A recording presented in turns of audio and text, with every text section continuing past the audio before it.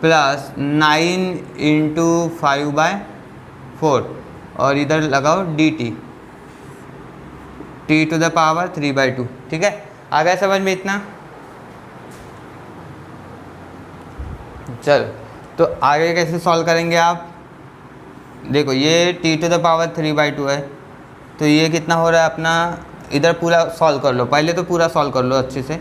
7 - 6 कितना बचता है यहाँ पे, ये पास कर लो पहले, जो जितने भी कांस्टेंट है उसको पास कर लो। 7 - 6, देखो ये कांस्टेंट है, ये कांस्टेंट है, और ये लास्ट में है 9 × 5 = 45, तो 45/4 आ गया समझ में? ये तीनों कांस्टेंट। बाद में t वाली टर्म देखो, 2t है यहाँ पे, और कहाँ पे t वाली है, यहाँ पे है। देखो 5 × 6 = 13, 30/4 t बराबर 5 × 6 यहाँ पे हो गया 30/4t, और ये 6/4 सॉरी 5/4 t² बाद में लिखो।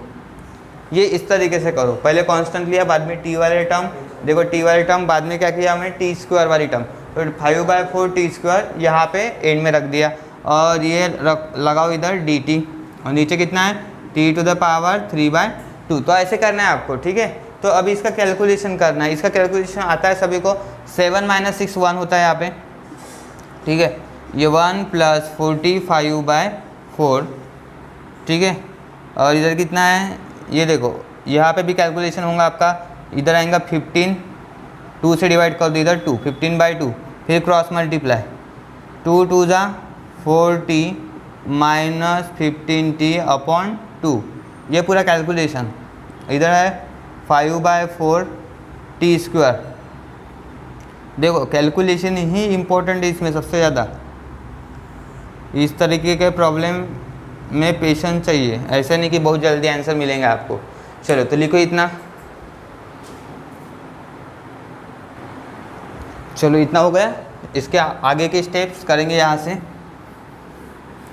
ये पूरा मिटा देता हूँ मैं यहाँ पे। देखो प्रॉब्लम थोड़ा लेंदी है, लेकिन जिसको पूरा समझ में आ रहा है वो आगे के प्रॉब्लम सॉल्व कर सकता है इजीली। तो ये कितना हो रहा है, 4 × 1 = 4, 4 + 45, यानी कितना हो रहा है टोटल मिला के बोलो, 49। देखो 45 प्लस ये देखो 4 × 1 = 4, 4 और 45 कितना होता है 49, 49/4 सही है। इधर 40 - 15t, 15t में से 40 निकाल लो, 11t बड़े नंबर का साइन माइनस, तो इधर आएगा माइनस आएगा, ठीक है, राइट, -11t/2, और ये कितना है 5t²/4। और देखो ये स्टेप में मिस हो रहा था 1/2, तो 1/2 मैंने लिखा नहीं, तो 1/2 कंटिन्यू करना है, ठीक है। तो 1/2 आएगा ये आगे, यहाँ पे भी 1/2 आएगा, ठीक है। और नीचे कितने हैं इसके, t⁻3/2 सॉल्व करना है अभी। ये पूरा क्या है आपके पास, यहाँ पे 1/2 तो बाहर ही है। चलो 49/4, ये t⁻ सेपरेट करेंगे हम इस तरीके से, तो t⁻3/2 आएंगे इसके साथ, ठीक है, -11/2 × t⁻3/2 ऐसा आएगा, ठीक है।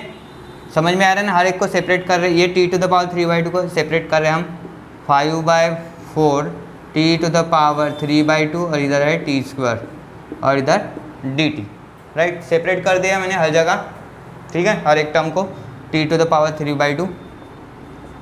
अब इसको आगे कैसे करना है, 49/4 है, अभी देखो ये ऊपर चला जाएगा, कितना बनेगा -3/2, 11/2, t का पावर 1 है, 1 में से -3/2 कर लो, रूल्स ऑफ इंडाइसेस पता है सबको। देखो पावर 1 है, 1 - 3/2, तो a/m/a⁴n, ये रूल यूज़ होगा यहाँ पे, या -n वाला, तो ये अप्लाई कर दो। इधर है 5/4, पावर 2 - 3/2, और ये यहाँ पे dt। चलो अभी अच्छे से सॉल्व करना है हमें सब ये चीज़ें। 49/4 t⁻−3/2 रहने दो वैसे ही, इसको सॉल्व कर लो पहले। 11/2 कितना होता है, 2 × 1 = 2, 2 - 3, देखो 2 - 3/2 -1/2, कितना मिलेगा हमें पावर, -1/2, 2 - 3 कितना होता है, -1 होता है ना, इसलिए। और इधर कितना आएगा बेटा, देखो 2 टू ज़ा 4, 4 माइनस 3 1, तो 1/2 और ये dt। अभी ये सॉल्व कर सकते हो आप, ठीक है। 1/2 तो पहले बाहर है, 49/4 इंटीग्रेशन के बाहर, इंटीग्रेशन सेपरेट कर दो ऐसे, t to the power -3/2 dt, ठीक है, विथ रिस्पेक्ट टू t है। तो बाद में कितना है 11/2, ये भी कांस्टेंट है, इंटीग्रेशन सिर्फ इसको लगाओ t टू द पावर -1/2 को dt। बाद में कितना है यहाँ पे 5/4, ये भी कांस्टेंट है, बाहर निकालो, इंटीग्रेशन हम करेंगे t to the power 1/2 dt का, और ये पूरा ब्रैकेट कंप्लीट। चलो अभी सॉल्व कर सकते हो इतना, 1/2 49/4 t to the power -3/2, -3/2 plus 1 upon -3/2 plus 1, n plus 1 लगाओ यहाँ पे, ठीक है। यहाँ पे देखो 11/2 t to the power -1/2, -1/2 plus 1, और नीचे भी कितना आएगा -1/2 प्लस 1, n प्लस 1, इधर t to the power 1/2 plus 1, नीचे भी आएगा 1/2 प्लस 1, सिर्फ ब्रैकेट यूज़ करो यहाँ पे, ठीक है। ये इधर, और लास्ट में क्या लिखना है आपको, plus c for the constant of integration. तो चलो इतना समझ में आया, चलो इसको कंटिन्यू करते हैं अभी।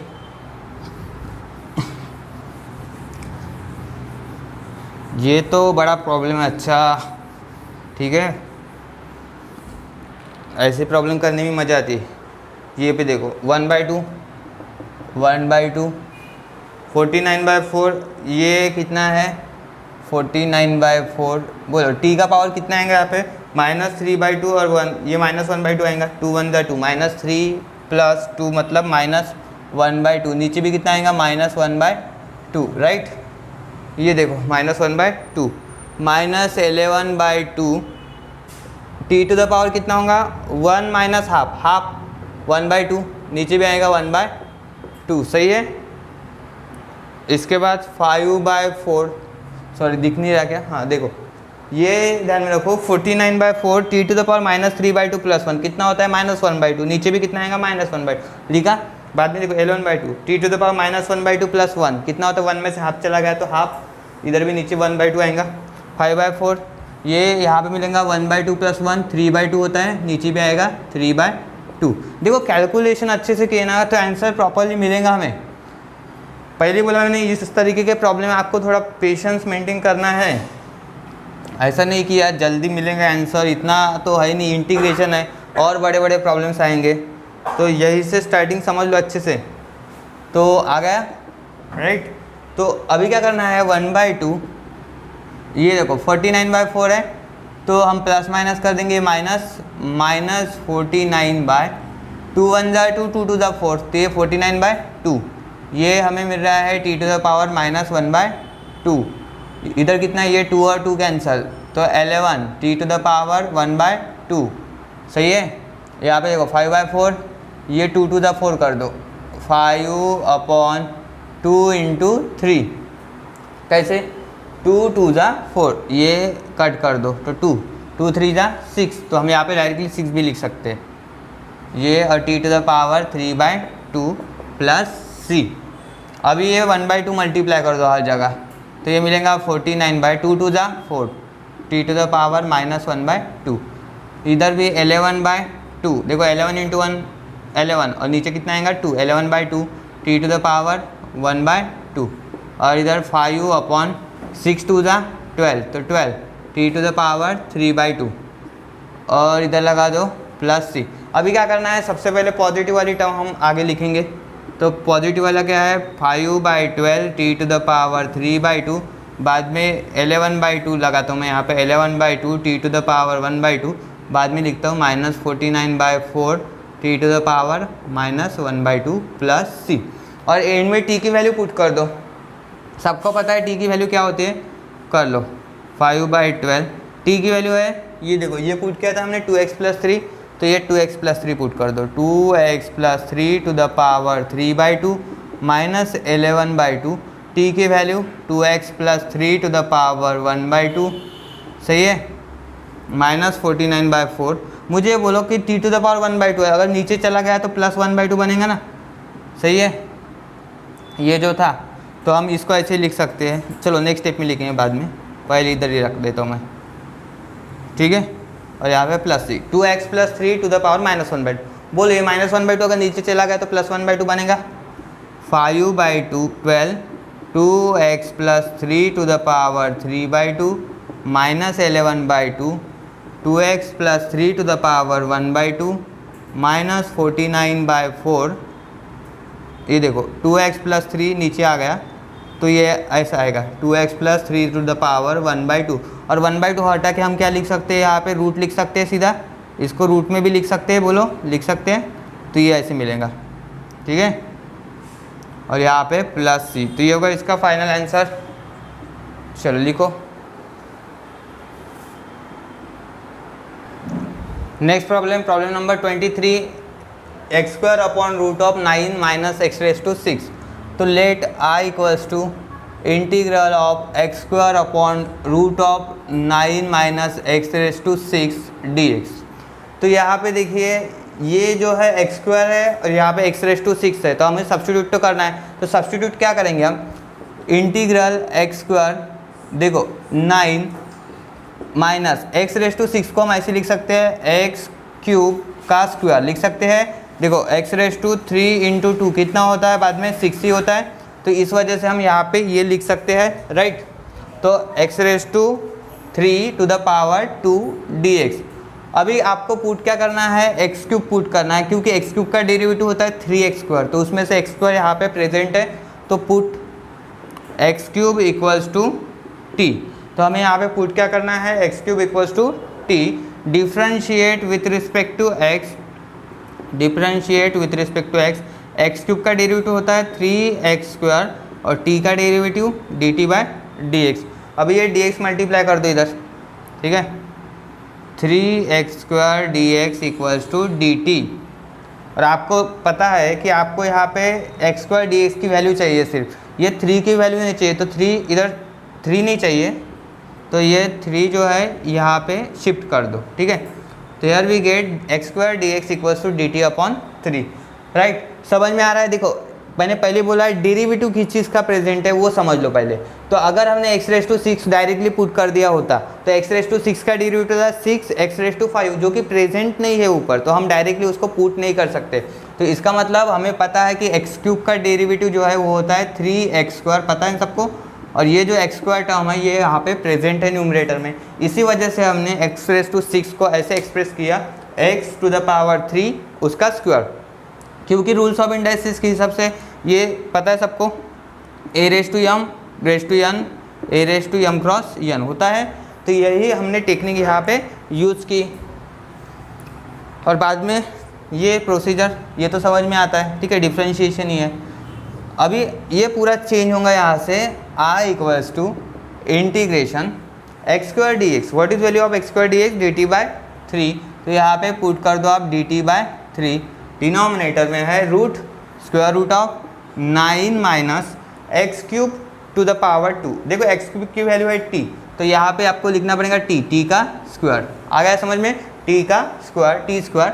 और ये 1/3 इसको निकाल लो बाहर, इंटीग्रेशन के 1/3 dt/√ ऑफ 9 माइनस t²।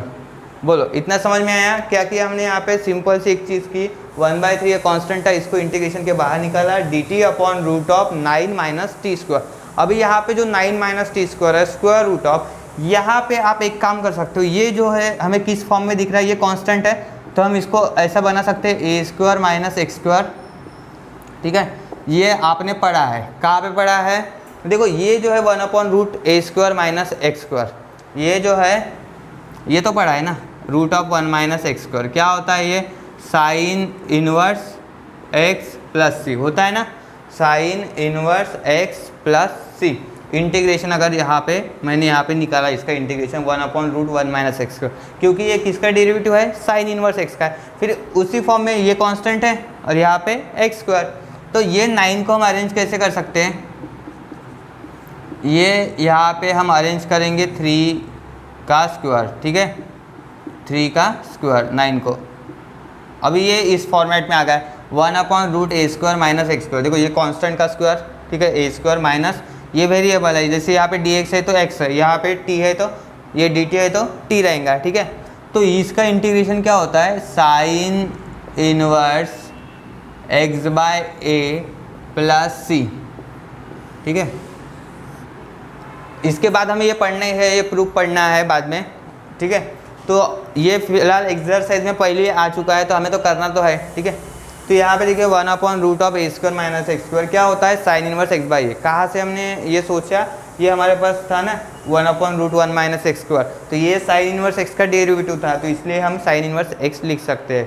तो यहाँ पे कितना आएगा, sine inverse 1/3 sine inverse x, तो नहीं यहाँ पे टी है, तो टी बाय ए। वट यहाँ पे देखिए एक्स बाय ए लिखा था मैंने, तो यहाँ पे कितना आएगा, t by what is value of a 3 plus c. तो ये करना है आपको। ठीक है, वो सिर्फ मैंने लॉजिक बताया कहाँ से हमें उस पूछना है डेरिवेटिव के हिसाब से। तो डेरिवेटिव में जो था साइन इनवर्स एक्स का डेरिवेटिव 1/√1 - x² था, तो उसी हिसाब से हमने यहाँ पे ये किया। और ये फॉर्मूला ध्यान में रखो, 1/√(a² - x²) अगर रहा पहले कांस्टेंट, देखो सबसे पहले तो स्क्वायर रूट कांस्टेंट का स्क्वायर माइनस x² वेरिएबल का square dx equals to sine inverse x by a plus c. तो यहाँ पे कितना है, देखो a² मतलब ये 3 का स्क्वायर है। ठीक है, a की जगह 3 है माइनस, और ये x की जगह t है, no problem. Sine inverse x by a, तो sine inverse t by a मतलब यहाँ पे 3 plus c 1/3 tan inverse t by 3। End में पुट कर दो वैल्यू किसकी, t की। तो t की वैल्यू कितना है, x³ है ना, x³/3 प्लस सी। तो ये होगा इसका final answer. Next problem, problem number 24, 1/x bracket में है x³ - 1। सबसे पहले कंसीडर करो इसको, let i equals to integral 1/x x³ - 1 यहाँ पे dx। ठीक है, integrate with respect to x है, तो ये लिखा हमने यहाँ पे सबसे पहले। अभी देखिए यहाँ पे x³ - 1 है, x³ - 1 का डेरिवेटिव जो चाहिए वो प्रेजेंट है कि सबसे पहले चेक कर लो। नहीं है, यहाँ पे x³ का डेरिवेटिव 3x² प्रेजेंट नहीं है। फिर अब क्या कर सकते हैं हम, कुछ चीज़ है यहाँ पे करने लायक हमारे लिए। चलो तो हम यहाँ पे एक काम कर सकते हैं,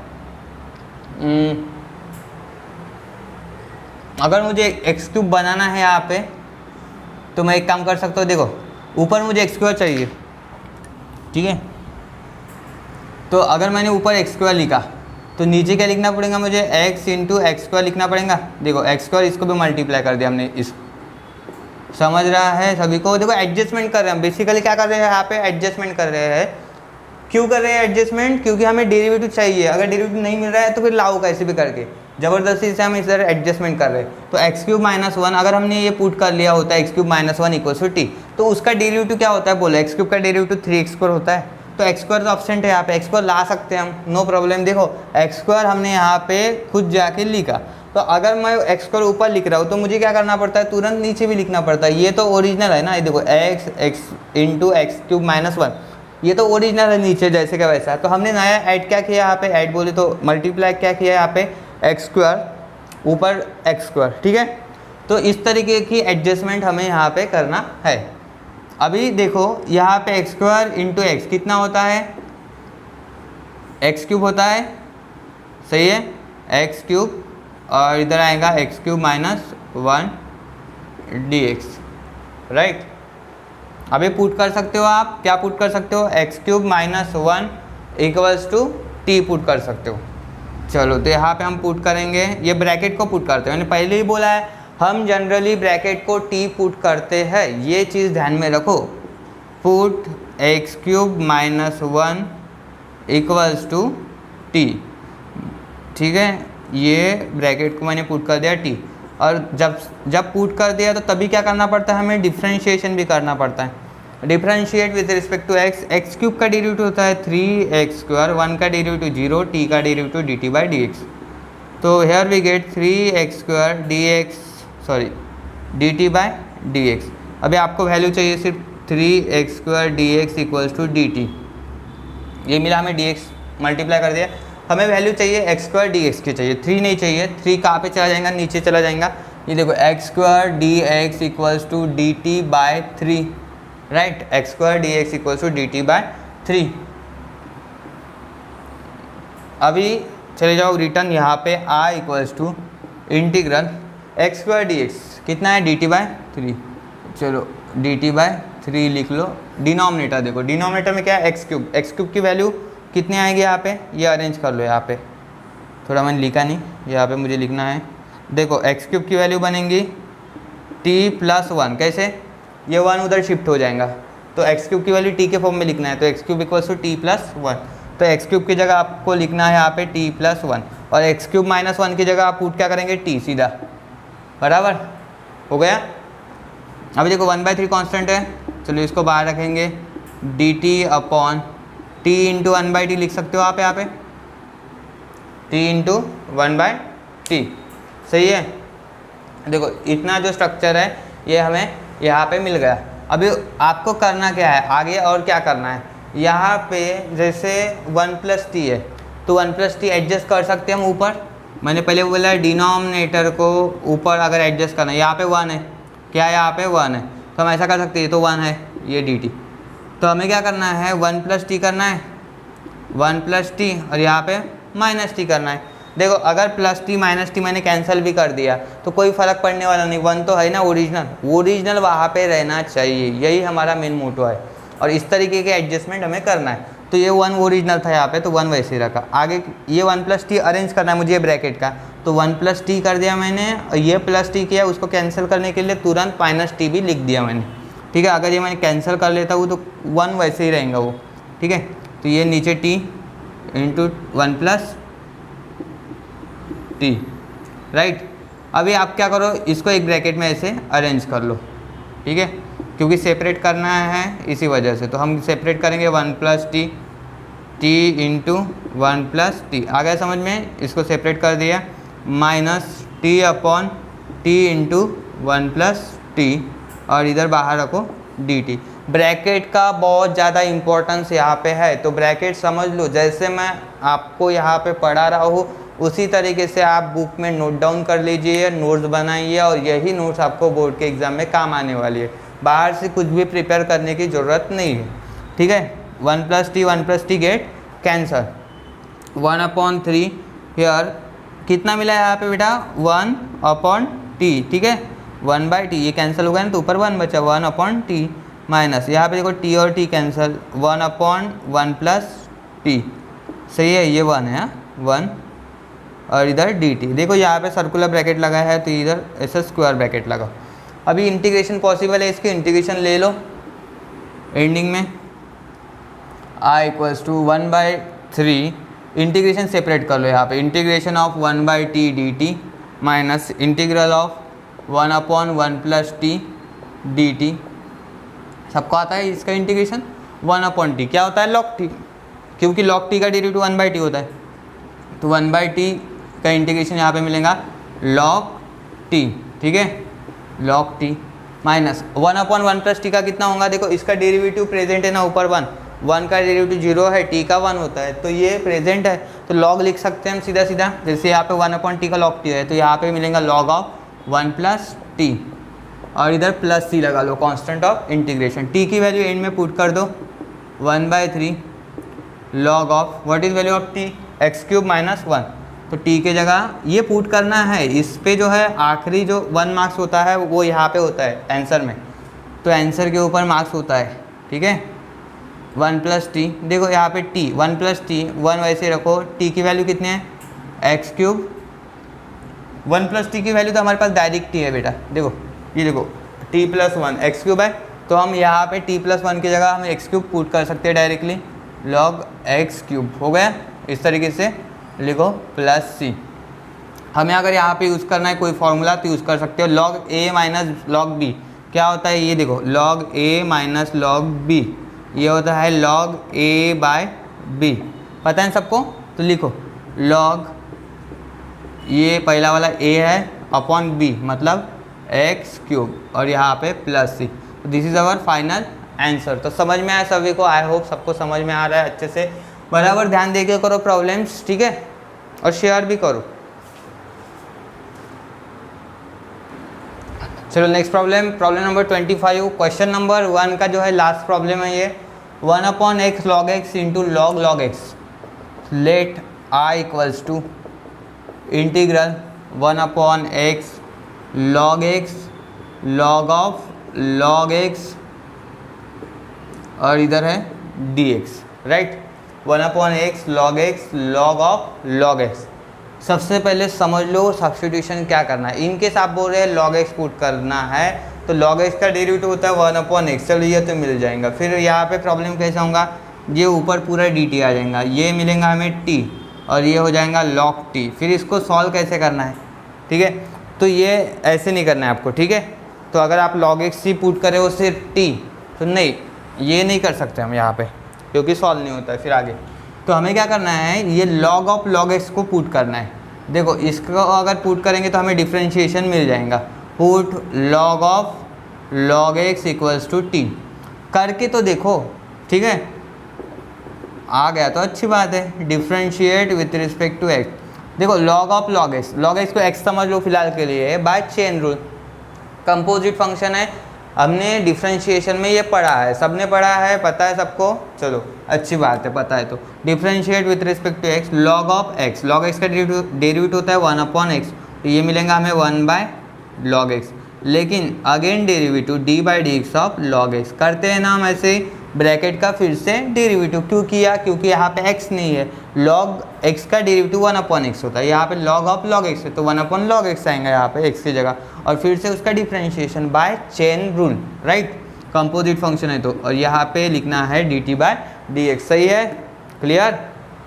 1/log x, what is derivative of log x, ये सीधा ये है 1/x, और यहाँ पे dt/dx, बोलो 1 × 1 1, x आगे लिखो x × log x, मल्टीप्लाई कर दिया हमने। अभी आ गया देखो 1/x log x, मिला या नहीं मिला, मिला है ये टर्म, ठीक है, और dx मल्टीप्लाई कर दो इसके साथ में बाद में, ठीक है। तो ये मिल गई हमें वैल्यू 1/x log x की वैल्यू हमें मिल गई यहाँ पे dt।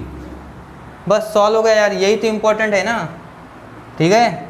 Integral 1/x log x dx, ये पूरा मिला के बन गया t, सही है। और ये देखो ये log ऑफ log x की वैल्यू है t, तो यहाँ पे पुट कर दो t। What is integration of 1/t, सबको पता है 1/t का इंटीग्रेशन log t, सिंपल, ठीक है, log t plus c। log of what is value of t, t की वैल्यू है log ऑफ log x, तो ऐसे लिखना है आपको log ऑफ log x, इसको ऐसा ब्रैकेट बना लो प्लस c, तो ये होगा हमारा फाइनल आंसर। चलो लिखो, चलो next question, question number 2, 3.2a का क्वेश्चन नंबर 2 पढ़ेंगे हम। Integrate with respect to x, ठीक है, वही क्वेश्चन है, integrate with respect to x, तो इंटीग्रेशन हमें इवेल्युएट करना है। फर्स्ट प्रॉब्लम नंबर 1 क्या है, cos 3x minus cos 4x upon sin 3x upon sin 4x, sin 3x plus sin 4x, let me check, ठीक है, बराबर है, sin 3x plus sin 4x cos 3x minus cos 4x। तो ये है हमारा प्रॉब्लम, इसको इंटीग्रेट करना है। चलो सबसे पहले इसको let i equals to integral, इस फॉर्मेट में लिखो, sin 3x plus sin 4x और इधर dx। अभी थोड़ा ऑब्जर्व करो यहाँ पे किसी का डेरिवेटिव प्रेजेंट है या नहीं। सबसे पहले वो sin 3x का डेरिवेटिव क्या होता है, cos 3x होता है, चलो है, ठीक है। sin 4x का क्या होता है, cos 4x होता है। बट प्रॉब्लम क्या हो रहा है, यहाँ पे माइनस भी है, तो पूरे तरीके से डेरिवेटिव प्रेजेंट नहीं है। बाद में 3 भी चाहिए, 3 भी नहीं है, यहाँ पे 4 भी चाहिए, वो उस तरीके का डेरिवेटिव हमारे पास यहाँ पे प्रेजेंट नहीं है। क्योंकि sin 3x अगर करेंगे ना तो हम ऐसे आएंगे cos 3x, ये 3 आगे, sin 4x का डेरिवेटिव अगर करेंगे तो 4 cos 4x, और माइनस कहाँ से लाएंगे, ठीक है। तो ये ऐसा पॉसिबल नहीं है, तो इसलिए हम क्या करेंगे, ये तो हम बेसिक चीज़ें जो पढ़ते हैं ना उसके हिसाब से हमने सोच लिया था, यहाँ पे करके देखा तो वो पॉसिबल नहीं हुआ। बाद में क्या है, हमारे पास कुछ ऑप्शन है, यहाँ पे देखो cos है, यहाँ पे cos है, यहाँ पे sin है। चलो एक और ऑप्शन है अच्छा हमारे लिए, फॉर्मूला। क्लास 11 पे हमने ट्रिग्नोमेट्री अच्छे से पढ़ लिया है, उसमें कुछ फॉर्मूले पढ़ लिए थे, जो कि बोला था मैंने बहुत ज़्यादा इंपॉर्टेंट है, क्लास 12 में काम में आएगा, वो भी इंटीग्रेशन यूनिट में ही काम में आएगा। तो ये चीज़ें जो मैं बोलता हूँ ना, पिछले साल भी बोला था और इस साल में मैंने डेरिवेटिव में भी बोला था, आपको ट्रिग्नोमेट्री भाई अच्छे से करके रखो। तो ट्रिग्नोमेट्री यहाँ पे वर्क करेगा, ठीक है। जहाँ पे सारे ऑप्शन बंद हो जाते हैं ना, वहाँ पे ट्रिग्नोमेट्री का ऑप्शन खुल जाते हैं, ये चीज़ ध्यान में रखो। तो यहाँ पे cos of 3x minus cos 4x, तो हम यहाँ पे फॉर्मूला अप्लाई करेंगे। यहाँ पे मैं दोनों भी फॉर्मूले लिख लेता हूँ। सबसे पहले इस तरीके से देखो, ये ऊपर कौन सा होगा, cos c minus cos d, बोलो है ना ये फॉर्मूला, ठीक है, ये फर्स्ट। और इधर क्या है सेकंड वाला, sine c plus sine d, cos c minus cos d, ये होता है -2 sine c plus d by 2 into sine c minus d by 2। तो ये फर्स्ट फार्मूला। सेकंड क्या है, sine c plus sine d वाला, ये होता है 2 sine c plus d by 2 into cos c minus d by 2। तो ये दोनों भी फॉर्मूले आपको अप्लाई करना है। देखो फर्स्ट फार्मूला कहाँ पे अप्लाई करेंगे, आप न्यूमरेटर में अप्लाई करेंगे cos c minus cos d वाला, और ये जो सेकंड है वो डिनोमिनेटर में अप्लाई करेंगे। चलो तो i इक्वल्स टू इंटीग्रल, समझ में आ रहा है ना। तो ऐसे ही आपको एग्जाम में भी ऐसे ही लिखना है, ठीक है, क्योंकि इसका काम पढ़ने वाला है, इसलिए cos c minus cos d क्या है, -2 साइन c प्लस d, देखो c कितना है यहाँ पे 3x है, प्लस 4x अपॉन 2, इधर देखो into sine c minus d, c कितना है 3x माइनस d मतलब -4x अपॉन 2, इधर ये साइन प्लस साइन वाला 2 sine c plus d 3x plus 4x by 2, और यहाँ पे है cos of c minus d 3x minus 4x by 2, bracket complete, और इधर क्या है dx। बोलो समझ में आया इतना पार्ट, चलो सबको समझ में आ रहा है, राइट। इंटीग्रल यहाँ पे देखिए 2 और 2 कैंसिल हो जाएंगे, ये माइनस वैसे रहेंगे, ठीक है, माइनस साइन, बोलो 7 और 4 और 3 कितना हो रहा है 7 x बाई 2, इधर कितना हो रहा है साइन 3x माइनस 4x कितना होता है ये बोलो -x बाई 2, बराबर है ना 3x माइनस 4x, माइनस आएगा बड़े नंबर का साइन -x बाई 2, 4x में से 3x चले गए तो x बचेगा, तो -x बाई 2, और इधर कितना हो रहा है साइन 7x बाई 2, और इधर कितना है cos of -x by 2 here dx। एक चीज़ यहाँ पे देखो साइन 7x बाई 2 आ रहा है, साइन 7x बाई 2 क्या होगा, ये कैंसल, सेम टर्म है, गेट कैंसल्ड, अच्छे से समझ लो, ठीक है। ये नेगेटिव साइन वैसे रहेगा, इसको बाहर कर लेता हूँ मैं, बाहर नेगेटिव साइन, बाद में है साइन ऑफ -x बाई 2, समझो अच्छे से समझो, साइन ऑफ -x बाई 2, यहाँ पे बहुत काम आएगा, अपने बेसिक जो ट्रिक्स है ना वो यहाँ पे ट्रिग्नोमेट्री के वर्क करेंगे, ठीक है। Sine of minus theta, class 11 सबको पता है, क्लास 11 में मैं चिल्ला के बोला था आपको, साइन ऑफ माइनस थीटा क्या होता है बेटा, ये माइनस साइन थीटा होता है, सही है, ठीक है। और कॉस ऑफ माइनस थीटा ये बनता है सीधा cos theta, right. Sine of minus theta minus sine theta, odd function, तो ये चीज़ ध्यान में रखो। तो फिर यहाँ पे क्या होगा, ये माइनस बाहर आ जाएगा, तो हम ऐसे लिखेंगे minus of minus sine x by 2, सही है।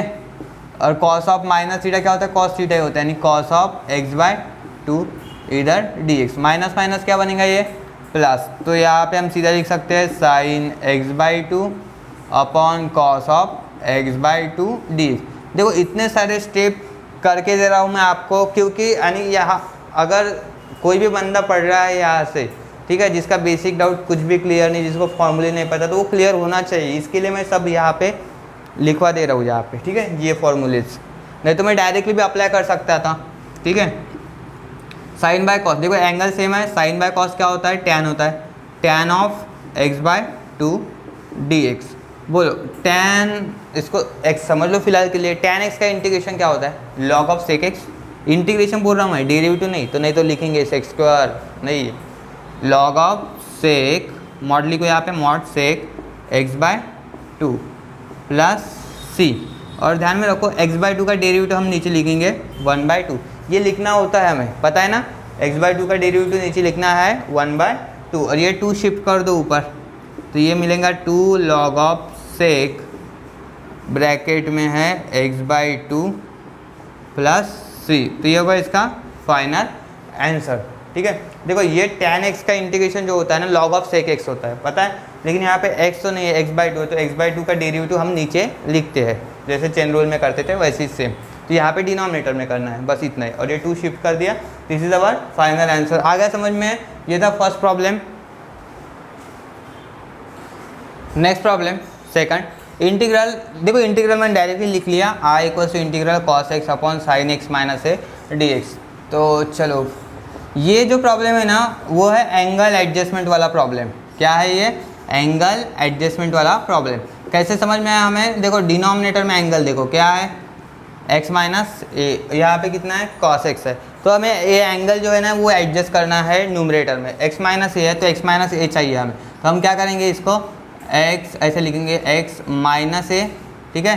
बाद में क्या करेंगे हम, प्लस ए। कर सकते हैं या नहीं बोलो? ये कर सकते, बिल्कुल कर सकते हैं। क्या प्रॉब्लम है ऐसे करने में? देखो x माइनस ए प्लस ए माइनस ए कैंसिल हो गया, तो क्या मिलेगा हमें? x ओरिजिनल चाहिए ना, प्रेजेंट चाहिए, तो है वो ओरिजिनल। हमें एडजस्टमेंट क्यों करना है? फॉर्मूला अप्लाई करना है इसलिए, ठीक है। वो प्रॉब्लम सॉल्व वो एडजस्टमेंट वाला ही है, एंगल एडजस्टमेंट। क्या कहते हैं हम इस प्रॉब्लम को? एंगल एडजस्टमेंट वाला टाइप। तो एंगल एडजस्टमेंट वाला टाइप है, तो देखो डिनोमिनेटर में जो एंगल है वो न्यूमरेटर में चाहिए। मैंने क्या कर दिया, इसको ऐसे ब्रैकेट में लिखा x, उसके बाद तुरंत यहाँ पे माइनस ए ना है तो बराबर माइनस ए ही लेना। अगर यहाँ पे प्लस ए होता तो मैं पहले प्लस ए लिखता, बाद में माइनस ए लिखता, ठीक है। तो हम इसको ऐसे कर सकते हैं, बाद में एक ऐसा करो ब्रैकेट x माइनस ए, एक ब्रैकेट में लिखो प्लस ए, हो गया। आ गया समझ में?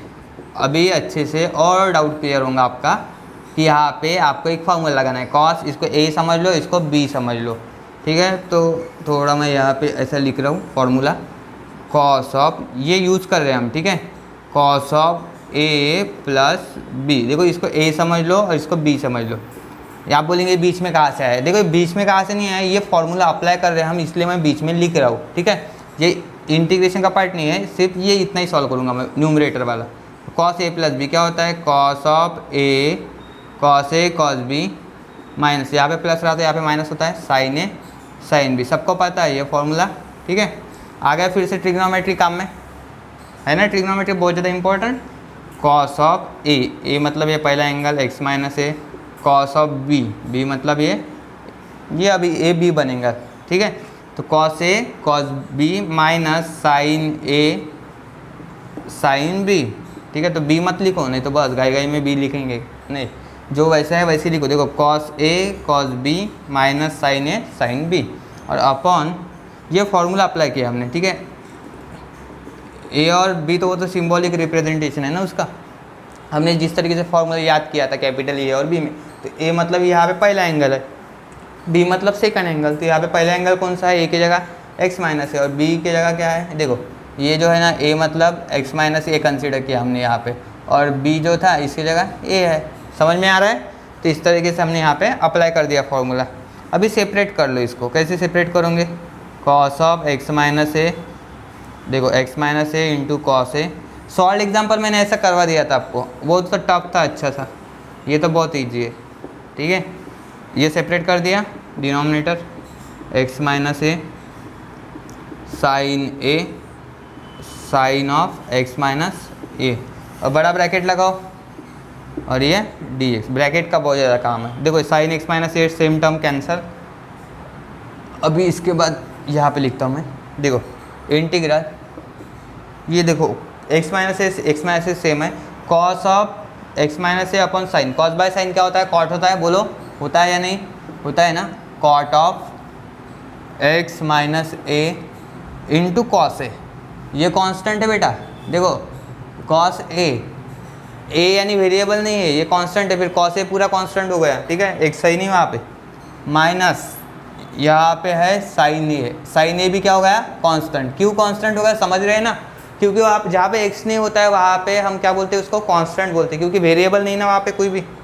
चलो तो अभी इंटीग्रेशन सेपरेट करेंगे, तो पहले कांस्टेंट को बाहर रखते, cos a है, cos a को बाहर रखेंगे, इंटीग्रेशन सिर्फ इसका करेंगे, cot ऑफ x माइनस ए। देखो यहाँ पे x है ना, तो ये इसलिए इसका इंटीग्रेशन करेंगे, cot of x minus a, minus यहाँ पे साइन ए है, साइन ए को रखो बाहर, इंटीग्रेशन सिर्फ 1 का करो, 1 dx, क्योंकि साइन ए भी क्या है? कांस्टेंट है, यहाँ पे x नहीं है, तो यहाँ पे आपको इंटीग्रेशन लिखना है 1 dx। cos a, देखो cot ऑफ x का इंटीग्रेशन क्या होता है? cot x का log sin x होता है, यहाँ पे लिखो log of sine x minus a, सही है, log of sine x minus a minus sine a, 1 का इंटीग्रेशन क्या होता है, एक्स होता है, तो डॉट लिखो एक्स प्लस सी, बाद में एक्स आगे कर लो, अच्छा नहीं दिख रहा हो, ठीक है, cos a log of sine x minus a x sine a, ठीक है, वो ए एक्स नहीं होना चाहिए ना, इसलिए कन्फ्यूजन होता है बहुत बार स्टूडेंट्स में, इसको मल्टीप्लाई नहीं, इसको मल्टीप्लाई नहीं होता, वो एक्स आगे आएगा, ठीक है, ये तो ए एंगल है ना यहाँ पे, और ये प्लस सी, तो ये होगा हमारा फाइनल आंसर। चलो लिखो next problem number 3, sine of x minus a upon cos of x plus B.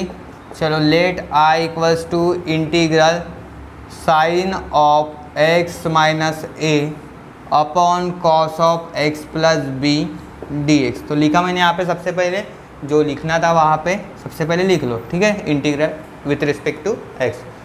यहाँ पे एंगल एडजस्टमेंट देखो, डिनोमिनेटर वाला ही एडजस्टमेंट न्यूमरेटर में आपको करना है, ठीक है, तो एक्स प्लस बी को आपको ऊपर एडजस्ट करना है, तो साइन देखो इसको एडजस्ट कैसे करो, एक्स तो प्रेजेंट है, ठीक है, अभी बाद में आपको क्या चाहिए, यहाँ पे प्लस बी चाहिए, प्लस बी लिखा तुरंत क्या लिखना है, माइनस बी, और बाद में ये माइनस ए तो है, समझ में आया, इस तरीके का एडजस्टमेंट आपको करना है, और ज़्यादा टफ नहीं है, बहुत ईजी है, कोई भी कर सकता है यहाँ पे, ठीक है।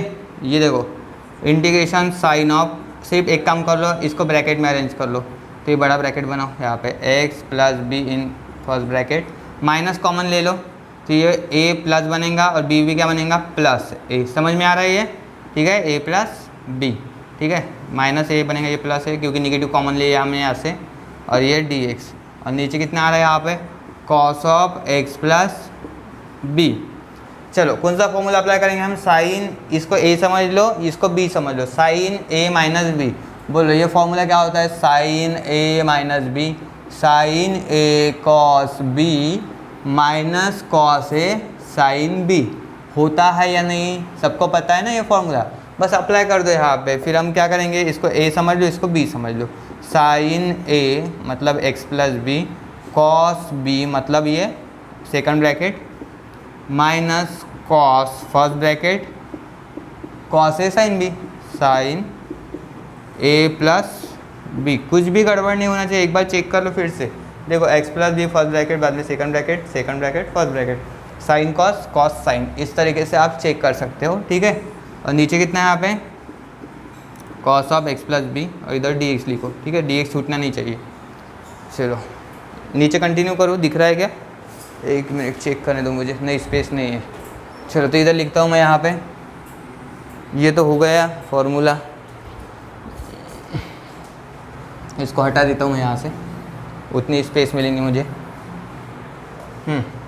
इंटीग्रल देखो इसको सेपरेट कर लो अभी, sine of x plus b cos of a plus b, ये देखो पूरा कांस्टेंट है ये और बी, ठीक है, नीचे क्या आएंगे यहाँ पे, cos of x plus b, बड़ा ब्रैकेट बनाओ, माइनस कॉस ऑफ, ये देखो cos of x plus b, cos of x plus b, sine of a plus b, sine of a plus b, in denominator कितना है, denominator में cos of x plus b,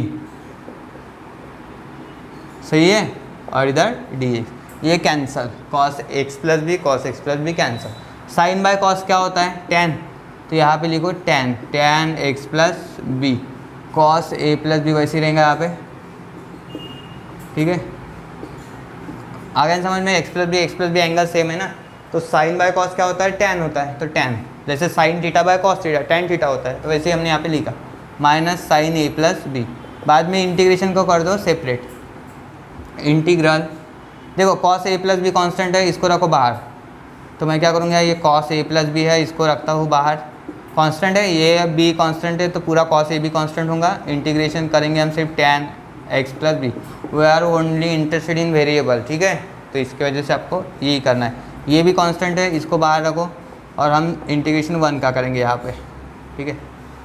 चलो आता है ये सबको, cos a plus b, tan का integration बोलो क्या होता है, लॉग ऑफ सेक एक्स, तो log of sec x plus b, ठीक है।